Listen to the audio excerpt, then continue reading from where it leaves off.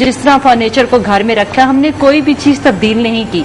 हर जगह आंटी की, इसके घर जाओ तो हर जगह आंटी की तस्वीरें लगी हुई थी, जिससे ये होता था कि यार जाहिर है हम ये तो नहीं कह सकते थे कि आप तस्वीरें हटा दें, लेकिन जब ये आया तो मैं उसको हमेशा कहती थी कि यार से देखिए जाने वाले तो चले गए, अल्लाह की कुदरत है, ये अल्लाह का एक निज़ाम है जिससे हर एक ने जाना है।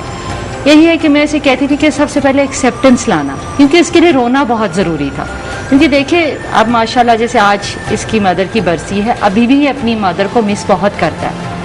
अभी भी जैसे सुबह से मेरे से अपनी अम्मी की वालदा की बातें कर रहा, और जब मैंने इसे रिक्वेस्ट किया शो में आने के लिए तो मैं इसका बहुत थैंक्स करती हूँ कि इसने ख़त्म भी दिलाना है अपनी वालदा का सारा, और फिर भी ये शो में आया और इसने सारों को ये चीज़ें बताई हैं आके। तो इसको मैंने कहा कि एक्सेप्टेंस लेकर आओ। जैसे ये अपनी मदर की कब्र पे जाता था, फातिहा कहता था, इसको ख्वाब में भी आती थी, आंटी बहुत ख्वाब में आती थी, इसकी बहन को, इसको दोनों को बहुत ज़्यादा ख्वाब में आती थी वालदा। और जब मैं इसे कहती थी कि वो क्या कह रही हैं तो कहता मुझे ये नहीं पता चलता था कि वो क्या कह रही हैं, मुझे ऐसे लगता है वो कुछ कहना चाह रही हैं मुझे। मैंने कहा आप ऐसे करो कि उनके नाम का ख़त्म दिलवा दो। तो कहने लगा कि ये ख़त्म तो मैंने दिलवा दिया। मैंने कहा आप ऐसे करो कि उनके जो कपड़े हैं वो आप किसी को दे दो, क्योंकि जाने वाला तो चला गया। तो मैं भी आपकी वालदा आपको कह रही है कि मैं तो चली गई हूँ बेटा, इसको एक्सेप्ट करो। अच्छा आलिया, यहाँ पे एक बात पूछना चाहूंगी, एक कॉलर भी हमारे साथ वो भी लेंगे कि ये भी पार्ट ऑफ द ट्रीटमेंट है कि जो ऐसे लोग हैं जो आपसे बिछड़ गए, उनकी चीज़ों को आप उस बंदे से थोड़ा दूर करें।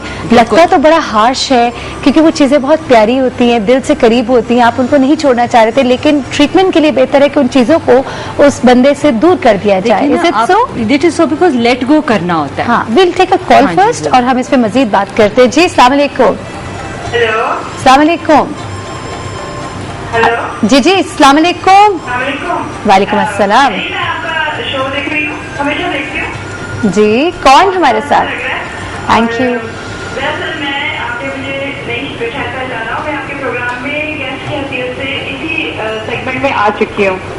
आई think you must be Samia, क्योंकि अभी तक हमने इस सेगमेंट पे 2 शोज किए हैं, one was Rashid and one was Samia. तो मैं सामिया बोल रही हूँ और मैं आप शो देखी हूँ, बहुत मुझे अच्छा लग रहा है, बहुत खुशी हो रही है आज आपके साथ जो guest. Welcome to the show once again यार। प्रॉब्लम शेयर कर रहे हैं, तो मैं इनको इनकरेज करना चाहती हूँ, अप्रिशिएट करना चाहती हूँ कि आप सोर्स ऑफ इंस्पिरेशन है और लोगों के लिए। आपको अगर आपको देख के अगर कोई ये सोचे कि अगर आप अपने मसले से निकल सकते हैं तो मैं क्यों नहीं, तो ये बहुत बड़ा काम है। सही सही। और मेरीन आप और आपकी टीम बहुत अच्छा काम कर रहे हैं कि आपने लोगों को, आपने उनको फ्रंट पे लाके उनके मसले जो है वो सब लोगों के मसलों को जो है एक जगह पे कर रहे हैं कि किस तरह से लोग देखें और इंस्पिरेशन दें कि अगर ये बंदा अपने मसले के अंदर से निकल सकता है तो हम भी निकल सकते हैं। Definitely Sonia, thank you. और डॉक्टर आलिया बैठी हुई है, बहुत अच्छी लग रही है डॉक्टर आलिया आप। और मैं आपको भी बहुत थैंक यू बोलना चाहती हूँ। सही, थैंक यू। इस तरीके से गाइड करती हैं और हील करती हैं, thank you very much. Thank you. और बहुत अच्छा प्रोग्राम है। और thank you Samia, thank you.